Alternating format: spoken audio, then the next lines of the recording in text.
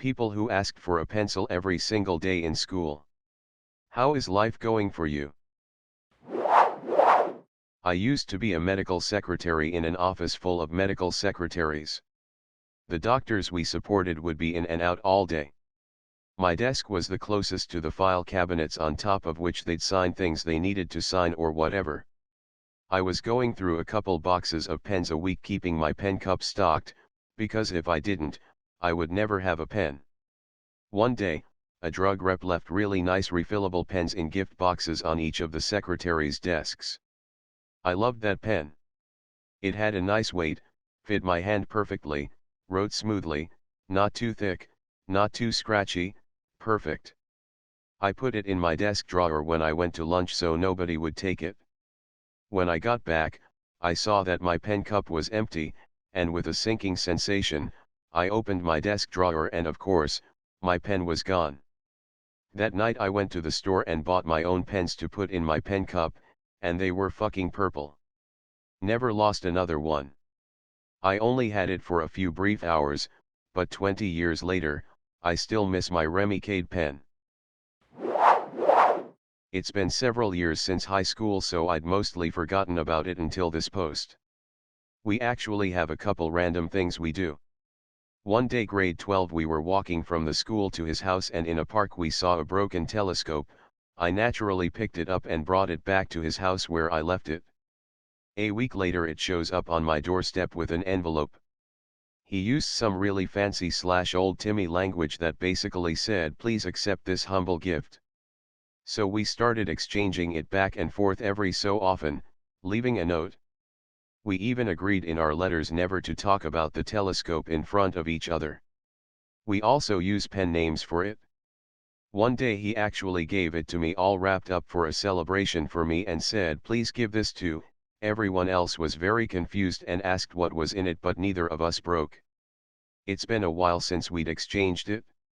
The problem is that because we leave it at the front door it can be hours before it's discovered, so there's the worry that there might be thieves or something. It could just be that my friend is playing the long game. Since there's no way to ask, I just have to assume that he's still got it and is biding his time. Since you gave me gold, I'll share another thing we do. A few years back I was working doing shipping for an engraving company. I came across a name I really liked. I don't want to share it here, but it was 2 words, both started with M and were 3 syllables. The name just flowed so beautifully that I told my friend about it. A bit later I came across the town Bella Bella, which is an island in BC. One thing led to another and we decided to write poems about it. We had our old high school English teacher, a former art professor, and my friend's sister who was working on her MLIS at the time judge our poems. I ended up having a shot glass engraved with Bella Bella Best, and the loser bought the winner a shot. By that I mean, I bought my friend a drink. We're going into our 3rd year of this poetry competition. Last year was Zenobia. He won again. Still trying to figure out what noun to write our poems about this year. We're going to have to do it virtually this year, unfortunately. Also, to be clear, we don't write about the actual person/place, we just take the name and write about whatever we think of. We purposefully choose stuff we have no connection to. Sin we are. Before we cycled across Canada together he wasn't in a good place. He went to a prestigious university for mathematics and just really did not like it, so he dropped out in his first year. He was really down on himself, and so our cycling trip really helped him. Neither of us had much cycling experience. He hadn't been on a bike since he was 8, but we were dedicated. He lost probably around 30 pounds and gained a lot of self-confidence. These days he works for a law firm, from home right now. I'm attending university to be a teacher after several years puttering around the world. During quarantine he met his now boyfriend, which is now his first relationship I actually approve of for him. Previous guys were just not right for him. I was the poor kid in the affluent part of the city. Not to say we were so poor my parents couldn't afford pencils, but I think when you're that kid, There are systematic processes in place where the school system sort of gives up on the poor kids to focus their efforts on kids who have more advantages. And when you are treated like you're a lost cause, you're going to internalize that, which is what I did. I didn't give a shit about school. I was never prepared, rarely did my homework, hung out with mostly shitty people, and almost didn't graduate high school. I borrowed more than my fair share of pencils back then. I worked shitty dead-end jobs after I graduated, and never had much money. I think I was about 25 when I decided I didn't want to live like this until I died. Started surrounding myself with good people, went to community college, although scared I'd scrape by like I did in middle school and college, happened to have great teachers, found out studying works and just kept at it. Transferred to a 4-year university. Earned 2 bachelor degrees a few years later in semi-related fields. Took on a sales position at a software and services company after graduating and have been doing well there for a while. Now I'm enrolled in school again working on my MBA. Oh, and now I have a whole gaggle of pencils sitting right next to me. TLDR, things are going great. Thanks for asking. Got a full ride, made it through 92% of my schooling on the scholarship and dropped out due to burnout/mental health being out of whack, all of this in the midst of breaking up with my girlfriend because I was an idiot who was afraid of the future. Spent 2 months in a haze, made things right with my GF, now wife for nearly 6 years, been together overall for almost 11, got a job in a factory, basically a sweatshop, worked there for nearly a year until I got a new job at a Fortune 500 defense contractor working as a ship/receive clerk, finished the last 15 hours of my degree paying as I went, got my degree, became a buyer at the same company, had a baby with my wife, job hopped to a better company doing the same job with better work life balance, and finally am full-time WFH. Another baby on the way and life is good. Been a hell of a journey, but gotta say that life has worked itself out and now we keep at least 2 to 3 pens in the house at any given time. Did this throughout middle and high school. My friends and teachers would always rag on me for being ill-prepared. After high school I joined the army. I didn't think it was super big deal if I didn't have a pen and notepad on me. Everyone else was really good about carrying 3 pens and notepads, so I could just bum a pen and piece of paper and be fine. Flash forward to first field training exercise. We're getting whiteboard instruction from our drill sergeants about squad formations and hand signs. They tell us it would behoove to write this shit down. If these aren't ingrained in by the time we get online, I will fuck you up. I turn to one of my buddies and ask him for a couple sheets of paper and pen. The second that I'm handed the pen, with pinpoint precision, our senior drill sergeant ninja stared his patrol cap at my hand. Pen goes flying, and before I can even react to say something I just hear "PRI, what the fuck are you doing? Where are your fucking pens? Why are you ask him for shit? Stand the fuck up. I'm checking your inspectables." He then proceeds to check my gear. Water in my camelback, boots bloused, patches on right, ID card, dog tags, patrol cap, load-bearing vest, helmet, etc. Stops slowly, inches into my face. I can smell the strong scent of his Copenhagen wintergreen, and he gently asks, "Where the fuck are your pens and notepad, PRI?" I hesitantly respond and tell him I don't have any. He backs away and just shouts, "Ah shit, battle. Do yo fucking hear that? This fucking Riri doesn't have fucking shit all to write with." Another drill sergeant comes over and shouts, "Gimme that fucking rifle." Rips it out of my hands, walks away. Not only asked for pencils but paper too. Didn't carry books and used to fold up paper notes in my back pocket only to get used later as a workbench to break up weed before I rolled a fat blunt. I ended up with a job I love, making $120,000 a year with 30 days vacation, and due to COVID been working from home since March. Make my own hours as long as I log 40 per week and complete all my tasks. Pretty much project work. Graduated college as well without bringing pens or paper to class. Always borrowing and hardly having to crack any books open. Mostly open textbooks for codes for online labs. What's my secret? I paid attention during lectures and paid close attention to all questions being asked and answers. Also, if I was unsure of something, I would ask questions until I could make sense of it. Didn't really have to study for tests, as well as I wouldn't stop asking until I understood the subject, and once I put it into a practical application I would not forget it. Funny enough, same question asking strategy works in the office now. But I now carry my laptop everywhere I go, couldn't work without it. Not quite about pencils, but a funny story from high school. In my grade 9 health education class, we had a student with a fairly severe learning disability. Let's call him Bob.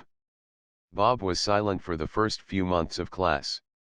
I mean, the guy didn't say a word once. Most of us weren't even sure he could speak. We did our best to include him in class discussions, but he never spoke.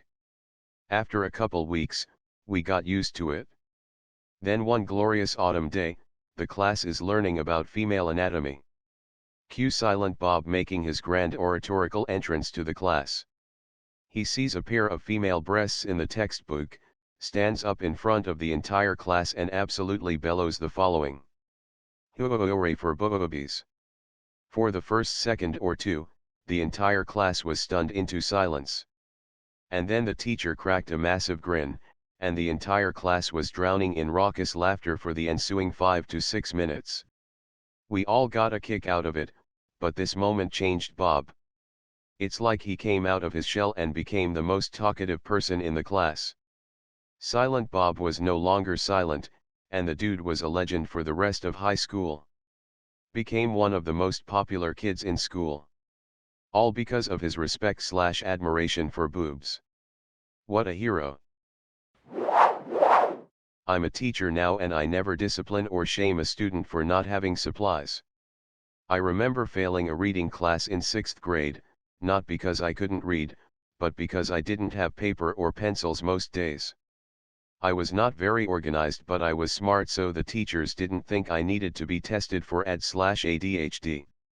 The teacher also kept our grades hanging up on a sheet of paper in the front of the room and deducted points every day we forgot items. This was 1998 to 99, still a FERPA violation though.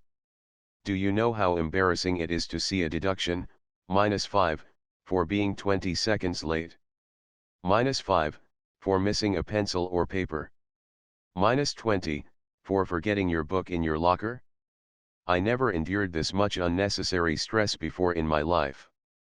I never asked for one in that class because it negatively affected my grade if Ms. Little found out I was unprepared, which prevented me from engaging in the class. A classic catch-22. You don't know what students are going through at home, and asking for the same supplies daily is embarrassing. But some students won't ask because they think people will know they can't afford pencils and paper. Or the teacher will be annoyed with them as a person because of mental obstacles that interfere with executive functioning skills. In my classroom, I have a desk with pencils, a sharpener, writ ring paper, computer paper, and graph paper because these teachers still exist. Education is about fostering a love of learning and critical thinking, not mental trauma and stress because of arbitrary limitations and obstacles created by bad teachers. I was poor, and at the beginning of every school year I was allowed to buy a box of pencils for the whole school year. I was also taught to share, so I'd regularly loan out pencils and never get them back. One day in 2nd grade I had to ask the teacher for a pencil. During class, I dropped the pencil, it rolled away and a boy sitting a row away stomped on it, breaking the pencil. I leapt out of my desk, onto him, and beat the ever-loving shit out of that kid, breaking his nose. My dress was absolutely covered in his spit and blood. See, I had 3 concerns. I'd be in trouble with the teacher for ruining her pencil because it was my responsibility. My mom would find out I lost all my pencils. My father would find out I'd lost my pencils and had been irresponsible with the one I'd borrowed, and I let someone ruin my property. There was no way I was getting in trouble with my dad, who would absolutely beat the shit out of me. He's the one who taught me how to make a proper fist and throw a punch. I did get sent to the office and the principal called my dad to come in. She told him only animals fight. He told her animals know how and when to defend themselves. It's one of the only times my father was proud of me in my entire life. He took me out for ice cream that day. I beat the same boy up in 5th grade, for making fun of my dead grandmother. If you're out there, Billy, I just want to say I'm still not sorry, you were a mean kid. Science teacher here, built a cell phone jammer and activated it during classes. People lost their shit. Eventually they tracked down the likely suspects and I was found out. They took it away, after I had the 3 most productive days of teaching in the past decade. Much sadness. A few students still talk about the story, if they had older siblings in my class. I'm working on a plan to line the walls and ceiling with enough metal to build a Faraday cage. Then cover it all with posters. It's taking a while, but early results, pre-COVID, were looking good as the reception dropped markedly in the back half of my room. The blinds are a separate section and when down mostly complete the cage, but when up allow reasonable reception to get through. You may ask. But what if you need to use Wi-Fi dependent devices? Got it covered, there is an extended in my room.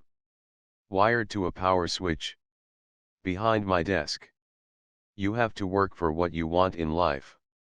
I want efficient teaching time, in a comfortable environment. I sorted out the dodgy thermostat years ago with an old PC heatsink soldered to the actual thermocouple.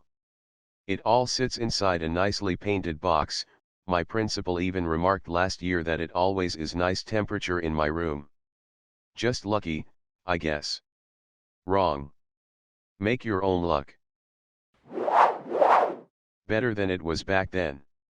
I was a child with ADHD and PTSD from untreated sexual abuse, unknown to my parents. I was always anxious of doing the wrong thing in the moment that I consistently failed at preparing myself for what's next. This feeling carried with me until I was in my late 20s working lower paying jobs but with high levels of responsibility. That time taught me to play my life as a game of chess, not checkers. I got more organized, felt more confident in myself and eventually went back to school. I progressed and grew from jobs into a career. Now I'm 36 and work as a global logistics manager handling imports from the EU and distribution to all of North and South America. It took a long time for me to make it here and there were many bumps in the road on the way. I got the help I needed mentally to become organized enough to plan for the future. All I'm trying to say is, give the kid who needed a pencil a break. A lot of times there are more things going on outside of school that cause these organizational issues. Smiley face. I had a basic pencil and pen lying in the bottom of my bag most times. The bottom of my bag accrued crap and I still don't know how. But in P5 my teachers went through a phase of making us mark our own work in red pen during class. Everyone was given a red pen at the start but eventually I lost it. I was a quite shy and bullied child. My teacher shouted at me every time I didn't have a pen. I asked the kids at my table and they amped up the bullying and it added to the misery. I would go home in a panic and tell my parents I needed a red pen and they would shout at me for being careless. I'm pretty sure my red pen was stolen. They said that I could buy myself one the next time we went out. I had to buy what I wanted with my own money. It was borderline abuse that my parents simulated poverty with me, that's the best way I can put it. I remember the dread that I felt when I saw a red pen was 75 pence or a pack for £1.20. As a child I didn't have an income or pocket money at this stage and my granda would give me a £1 every time I saw him and I saved up, a month, and bought a packet of Pokemon cards, £3.50, and this was the biggest purchase I would make. How it started, I was diagnosed with AD. I could never remember a pencil or paper. Or sometimes the book I needed for that class. I would zone out and get called on to read the next paragraph out loud and panic. not knowing where we were because I wasn't paying attention. I always felt so mortified asking for stuff. My classmates got tired of it, and one time the teacher even refused to give me something to write with for a test, so I failed it, couldn't fill it out although I tried scratching it in with my nail. I guess back then teachers weren't very tolerant of ad symptoms. I never did any of it on purpose. I just for the life of me could not remember. It always made me feel so shitty. How it's going? Happily married and gainfully employed. Life's pretty good. I'm not as forgetful. I've developed some tricks to help myself. I keep a calendar at eye level that I need to pass every morning, and I've made it a habit to check every day so I don't forget important things. I write everything on it. And I keep pens with me in my pockets for my job.